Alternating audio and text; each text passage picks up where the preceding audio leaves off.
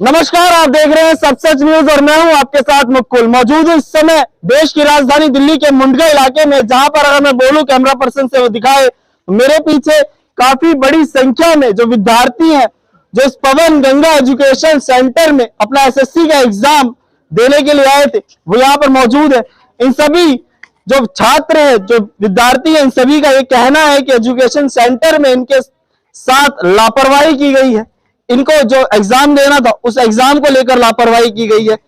आइए जुड़ते हैं सीधे स्टूडेंट से और जानने का प्रयास करेंगे क्या कुछ लापरवाही एजुकेशन सेंटर द्वारा इनके साथ की गई है।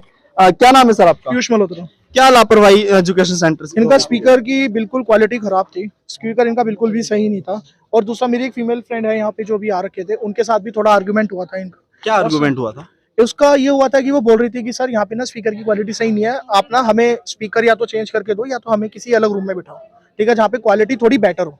तो इसी चक्कर में उसकी आर्गुमेंट हो गया था। उन्होंने ना उसको उठा करके स्पीकर के पास बिठा दिया। एक बार मुझे बताओ, जब आप एक ने इतने बड़े हॉल में एक ही स्पीकर लगा रखा है, जब उस बच्चे को उतनी दूर से नहीं सुनाई दे रही तो उसको बिल्कुल उसके नीचे बैठ के क्या सुनाई दे जाएगा? स्पीकर की बात बिल्कुल फट रही थी। घंटी बज मैं एक्चुअली सेम ऐसा स्पीकर था, इससे भी वर्स्ट क्वालिटी का था वो स्पीकर। आप कहाँ से हैं? मैं देहरादून से हूँ। देहरादून से यहाँ पे एग्जाम देने के लिए दिल्ली आए हैं। तो जिस तरीके से आप लोगों को जो स्पीकर है उसकी क्वालिटी सही नहीं मिलती है, जो डिटेक्टर था उसकी वॉइस क्वालिटी सही नहीं थी, तो जो एग्जाम देने में काफी समस्या हुई है, अब क्या करेंगे?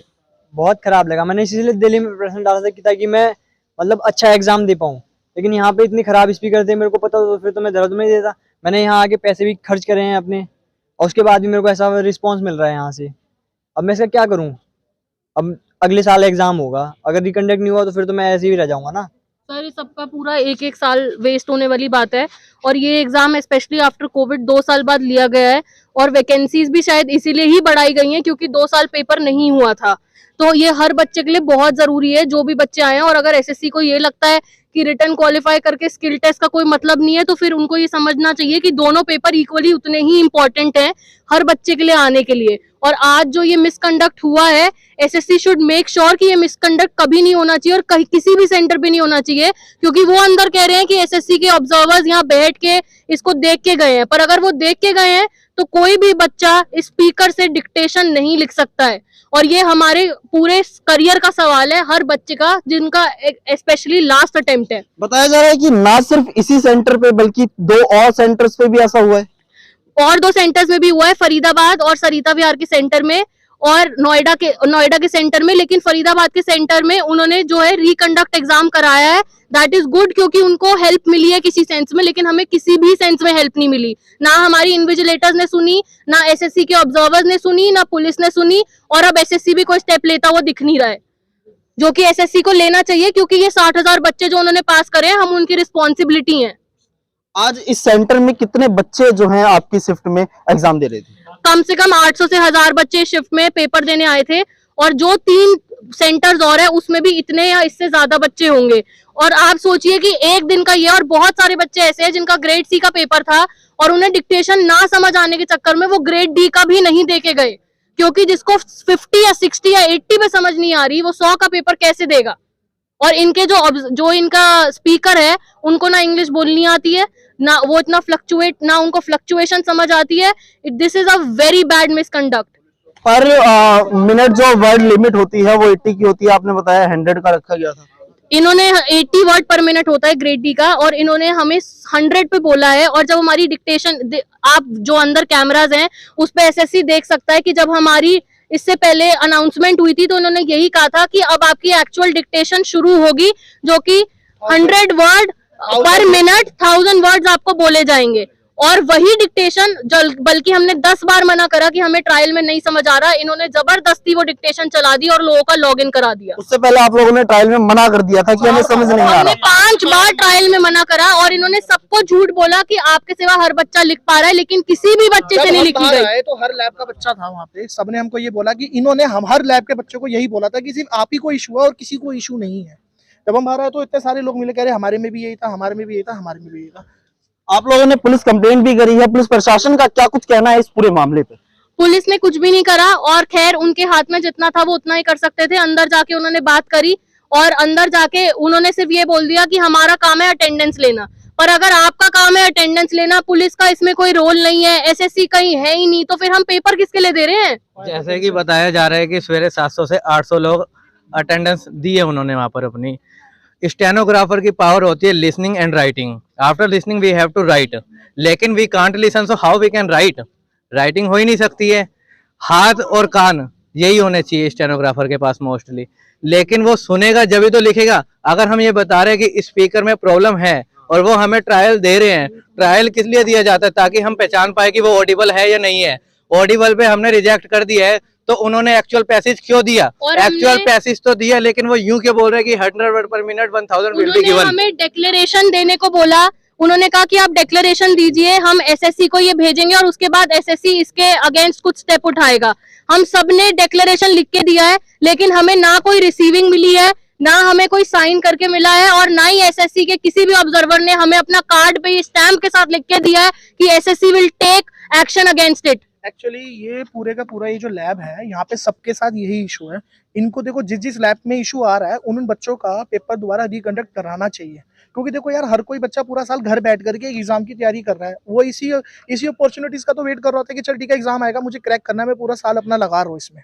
ठीक है, अब देखो जैसे मैंने एग्जाम ऑन करा तो मैंने सर को बोला कि सर मेरे से ना सुना नहीं गया, बिल्कुल भी क्वालिटी इसकी खराब थी। मैंने आपको 5 बार बोला, आपने एक्चुअल डिक्टेशन चला दी, फिर भी हमसे वो भी नहीं लिखी है। इन्होंने बोला कि आप लॉग इन करो, आप टाइप करो।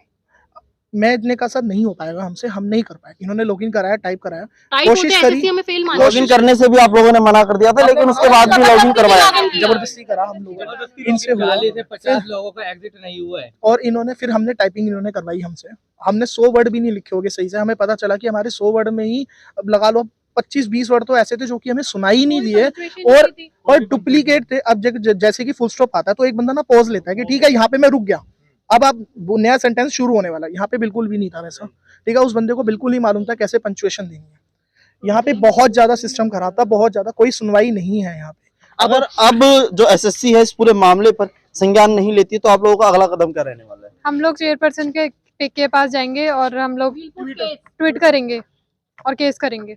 आप लोग इस पे केस करने वाले हैं एसएससी पे? हाँ जी, कैंपेन करेंगे, ट्विटर कैंपेन चलाने वाले हैं। जो स्टूडेंट्स हैं, साफ तौर पर ये कहना है कि इनका कि ट्विटर कैंपेन द्वारा एसएससी को अपनी मांगे रखी जाएंगी। कंप्लेन भी आप लोगों ने पुलिस को कही थी, पुलिस ने उस पर भी कोई संज्ञान नहीं लिया है। एफआईआर नहीं लिखी जी, एफआईआर बस पेपर पे नहीं होती, लिखी जाती है प्रॉपर्ली तरीके से। एफआईआर क्यों नहीं लिखी, अब आप हमको ये बात है मेन। क्योंकि हम स्टूडेंट्स हैं और हम कुछ नहीं है इसके अलावा। ठीक है, बोला कि अगर लड़कियों ने, अब जैसे ये थी, इसके साथ 2-3 लड़कियां और थी, उन्होंने बोला कि हमारे साथ मिसबिहेव हुआ है, पुलिस ने बोला क्या सबूत है? तो क्या प्रूफ है? अब ना ये सब चीजें नहीं होती। आपके पास अंदर कैमरा है, आपके पास सब प्रूफ है। अगर एसएससी ये देख रहा है कि बच्चे परेशान कर रहे हैं, तो फिर एसएससी को ये भी देखना चाहिए कि उनके स्पीकर बिल्कुल भी काम नहीं करते हैं, और ये डिक्टेशन जैसे स्पीकर नहीं है, डिक्टेशन बहुत अलग है। बाद भी हमें अंदर बंद रखा गया, जबकि हमने डिक्लेरेशन दे दी थी। वो ये चाहते थे कि सारे एक साथ निकले ताकि किसी को कुछ पता ना चले। हमें जबरदस्ती अंदर बंद रखा गया है, निकलने भी नहीं दे रहे थे, और 2 लोगों को पहले ही भेज दिया। कितनी देर बंद रखा गया आप लोग? पूरे टाइम 1 घंटे से ऊपर। 1 घंटे से ऊपर। एग्जाम जब पूरा हो गया था तब हमें जाने दिया गया कि सबको ये लगे कि एग्जाम हो गया है और सब जा रहे हैं घर पे। सब कुछ नॉर्मली लगे? हाँ, नॉर्मली लगे, इसलिए उन्होंने सारा प्लान करके हमें बंद करके रखा। सबको अंदर भेज दिया। एक्चुअली ऑलरेडी हम हर्ट है इतना ज्यादा, ऑलरेडी हम इतना डिप्रेशन में है कि हमारा पेपर सही नहीं गया, हमारे इतना टाइम की मेहनत खराब हो गई। अब जब हम बाहर आए, पुलिस वाले हमारे साथ खड़े हुए हैं, हम उनको बता रहे हैं कि सर ऐसा ऐसा इशू है, वो लोग हमको हंस के दिखा रहे हैं, अंदर से स्माइल दे रहे हैं। अभी भी आप देख सकते हैं एसएससी के सारे इन्विजिलेटर्स यहाँ पे बैठे हैं, और उसके बाद भी वो इतनी देर से बैठ के हंसी रहे हैं। उनका कोई स्टेप नहीं है, कोई कंसर्न नहीं है। सुबह से पेरेंट्स खड़े हैं यहाँ। हमारी भी सेल्फ और पेरेंट्स से ही बात करेंगे। जो पेरेंट्स हैं, ये आप पेरेंट्स हैं, मैं कहाँ से आप एग्जाम दिलवाने के लिए आए थे? मैं किदवई नगर ईस्ट से आया हूँ।